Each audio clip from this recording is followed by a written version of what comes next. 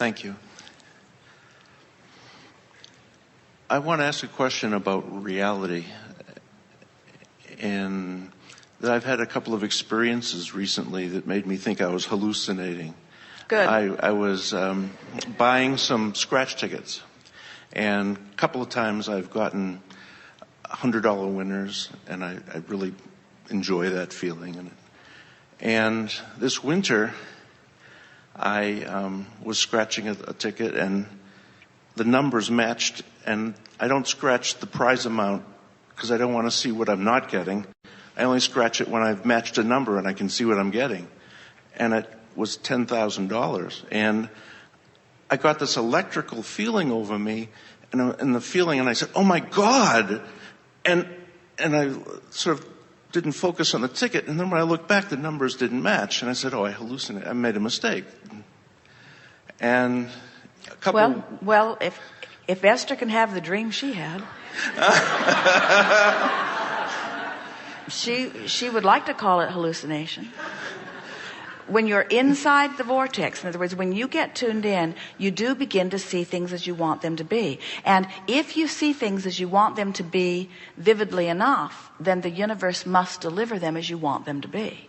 In other words, we're not kidding you. That when you have that sort of vision, and people call it religiously speaking, when you have a vision, is a good thing. But psychologically speaking, when you have a hallucination, it's a bad thing. And we say, when you interpret the future through vision, and it sends that electricity. Now, that electricity that went through you, that was confirmation. That was source energy confirmation that you were in alignment. And so what if that's not the ticket on which the alignment took place? But I'm wondering, could it be that the ticket actually changed because I didn't let it, reacted? Well, we will say definitely to you that it was not that you had one and then you were incapable of accepting it, so the numbers changed right before you. Okay. That's not what happened. Okay. What happened was you saw it as you wanted it to be. You saw it as you practiced it to be. You saw it the way the source within you sees it. And when the source within you sees it, and you see what this is a really good example. We've been talking about this vortex that is attracting all cooperative components. So here you are wanting to win, hoping to win, and you're actually not desperate or anything close to it. You're playing a game. It's entertainment for you. Of course you would like to win, and of course those dollars are in your vibrational reality. And so here you were on this playful edge of hopefulness, and so the vortex just took you in. And for a moment you saw it the way you want it to be, the way it is on the inside of your vortex. But once you're in there believing, next time that happens, the numbers won't change back. You see, it's just an opportunity to realize. And the visceral feeling, that's the thing that we want you to take away from this. You had an experience where you felt the physical sensation of sort of being jerked into alignment with who you really are. And it felt like an electrical shock. I remember as a child, I once touched an outlet. I got this electrical shock, and it felt like that. When Esther first allowed us to flow through her, in those early days, she explained, it feels like I've got my toe in a light socket, because she was not up to speed with our energy. But they were summoning it, and she was close enough that she could access us, but she wasn't right on the frequency. And so there was a lot of convulsing. Her feet were kicking around. She was sitting down. She was holding onto the chair for dear life. They have videos which you will never see of this amazing experience, and it was like electrical shock, only because she was not up to speed with it. And even after that, for a while, it felt like swooning. When Abraham would come in, it was incredibly disorienting to Esther because of the mixture of the energy as she was getting up to speed with us, you see. And the longer she blends and the more she allows it, then the more steady this interpretation feels to her. But it's like that in the beginning. And that's not to say that you aren't in the vortex often on other subjects, but it is to say on that subject of dollars coming to you in that way, you're not really in alignment, because it's a game to you, it's chance, and you know too much about the odds. And so your knowledge is preventing you from being up to speed. If you could forget everything you know, if you were someone who just said, yeah, you go down and you just pay how much for the ticket? $2, $5, whatever. Just pay a little bit of money for the ticket, and they give you a ticket and you just scratch this off, and then they give you a lot of money. How does this game work? Well, you just give them a little, you scratch some things, and then they give you a lot of money. If that were really, are you hearing us back there? Wanter of the car. When you, focuser, pure focuser, the one who focuses so easily and finds that pure place. If you could innocently meaning you haven't introduced any resistance to the equation, when you just purely, meekly, ringing any bells, want something, it comes. But when you are so smart, do you know the odds of this? I get stubborn and I want to make it happen, and it never.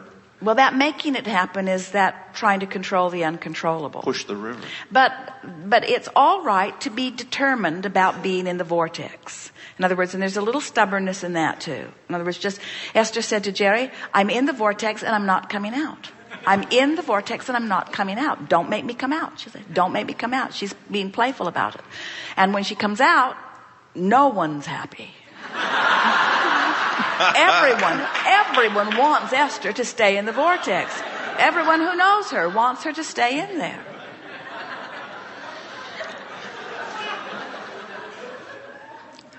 I had another experience that's like this, and I've tried to get back to that, and I can't make myself get back to it. But well, say it differently. We know that this is conversation for clarification, but say it differently. I'm looking forward to getting back to it is much less resistant than I can't get back to it. I can't get back to it. It's just nailing your feet to the floor. I can't get back to it. I want to, but I can't. I want to, but I can't get back to it. And words don't matter, but they are descriptive of how you feel. So if you say, I can't get back to it, then that's how you feel. Got to change that feeling. And isn't there a difference in the feeling, I can't get back to it, I can't do it, and I want to?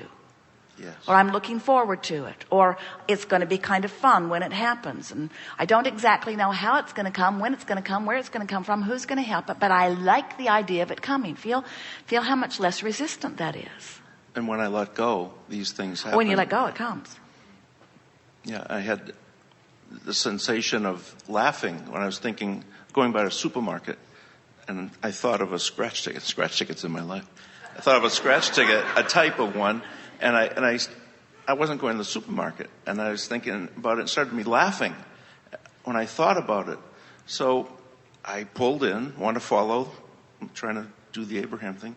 Follow one in, and there's the tickets, and I buy 4 or 5 of them. They're losers, and the 6th one was $500. And I stopped, and I said, there it is. That's what I visualized. So what's that tell you? So laughing was your indication of alignment. Yes. Laughing was your indication of being in the vortex. The idea that was occurring to you in the middle of all of that was an impulse that you were wise enough to follow. Now, you say, because I was laughing is the reason I followed the impulse. And we would say it's really hard to sort all of that out. In other words, you had an impulse. In other words, the laughing is alignment. In other words, when you're feeling like that, it's alignment. So now you take that away and you say, next time I have that jovial, uplifted, free, no risk, lighthearted feeling, it means I'm on the track of something.